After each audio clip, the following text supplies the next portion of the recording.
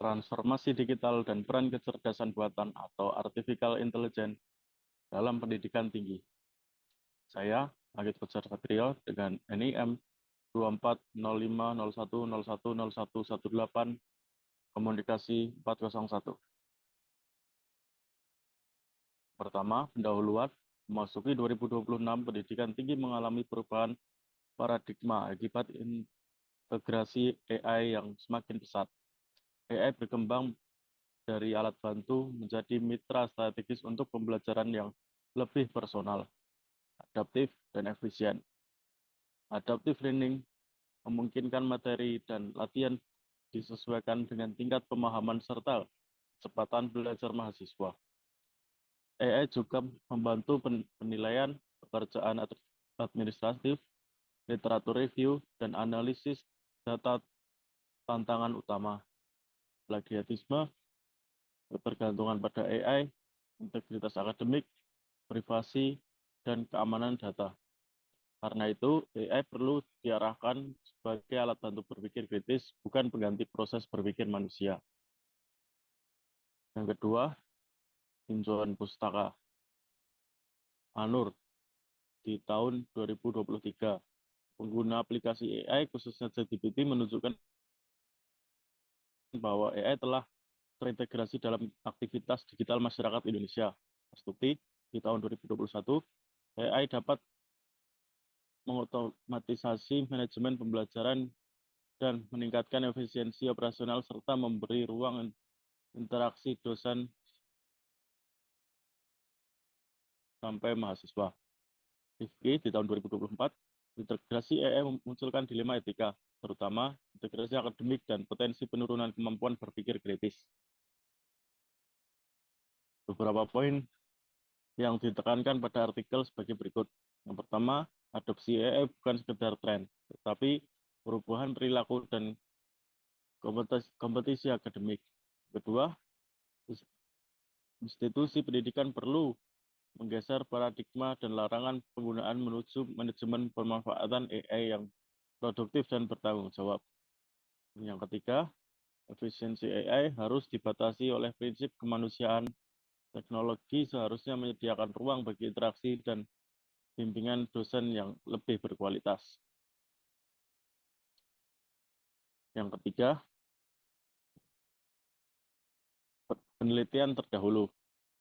Studi di tahun 2021, manajemen pembelajaran, menekankan otomatisasi dan efisiensi. Artikel memperluasnya dengan menekankan sentuhan emosional dan bimbingan moral dosen. Anur di tahun 2023, penggunaan AI di Indonesia, menunjukkan penggunaan AI yang masif. Artikel menegaskan perlunya literasi AI dan integrasi AI dalam rubrik penilaian. Rifki di tahun 2024, ketika AI menyoroti resiko integritas akademik dan berpikir kritis, artikel menawarkan asesmen berbasis proses dan transparansi penggunaan AI. Kontribusi artikel memperkenalkan gagasan AI sebagai mitra berpikir. Mahasiswa dilatih memverifikasi, menantang, dan mengevaluasi output AI. Artikel terkait informasi upgrade dan binus artikel. Research gap yang ditemukan yaitu bagaimana memanfaatkan efisiensi AI tanpa mengorbankan nilai kemanusiaan, integritas, dan kemampuan berpikir kritis. 4. Metode penelitian. Pendekatan kualitatif dengan metode studi literatur deskriptif. Sumber data, literatur akademik, laporan institusi, dan data tren teknologi. Tentang kajian 2021 hingga 2026. Fokus analisis, pertama, adaptasi mahasiswa, yang kedua, efektivitas administrasi, yang ketiga, implikasi etis. Analisis, konten analisis untuk memetakan perubahan paradigma sebelum dan sesudah adopsi AI. Validitas,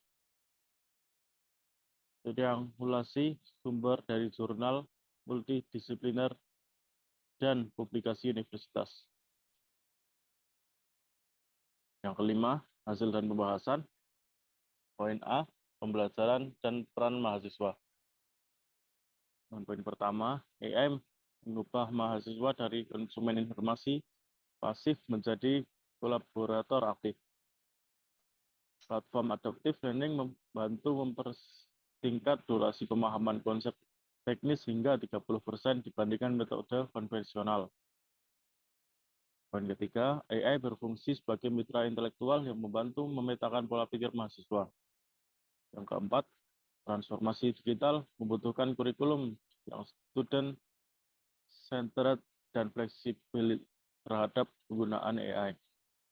Poin terakhir, penggunaan AI perlu diarahkan pada pemecahan masalah kompleks dan pengembangan kemampuan berpikir kritis. Kelima, hasil dan pembahasan. Bagian B, efisiensi administrasi dan peran dosen.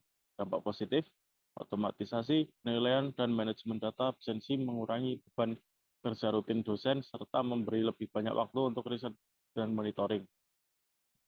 Selanjutnya, dampak yang perlu diantisipasi, tergantungan pada sistem otomatis menuntut peningkatan kompetensi digital dan dapat menciptakan jarak emosional dosen ke mahasiswa jika tidak dikelola.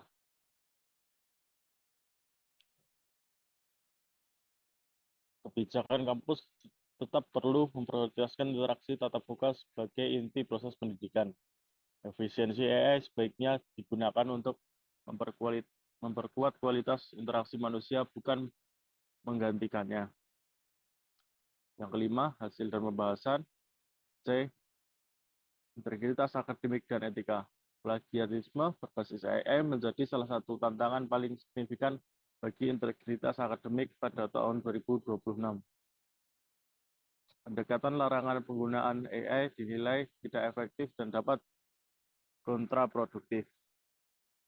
Poin ketiga, strategi yang lebih tepat, asesmen berbasis proses dan refleksi kritis atas penggunaan AI. Keempat, integritas akademik dapat dimaknai sebagai kejujuran dalam berkolaborasi dengan teknologi. Yang terakhir, ekosistem kampus yang adaptif perlu menilai proses penalaran, transparansi, dan kemampuan mahasiswa mengevaluasi output AI. Yang keenam, kesimpulan, berdasarkan penelitian yang telah dilakukan dapat disimpulkan bahwa artificial intelligence atau AI berfungsi sebagai katalisator efisiensi, namun menuntut penyesuaian kurikulum yang mengedepankan integritas akademik dan pemikiran yang kritis, serta adanya sinergi antara teknologi dan peran manusia tetap krusial untuk memastikan keberlanjutan pendidikan yang berkualitas. Yang ketujuh, daftar pusaka bisa dilihat dalam layar. Sekian presentasi dari saya, Anggit Fajar Satrio. Terima kasih. Wassalamualaikum warahmatullahi wabarakatuh.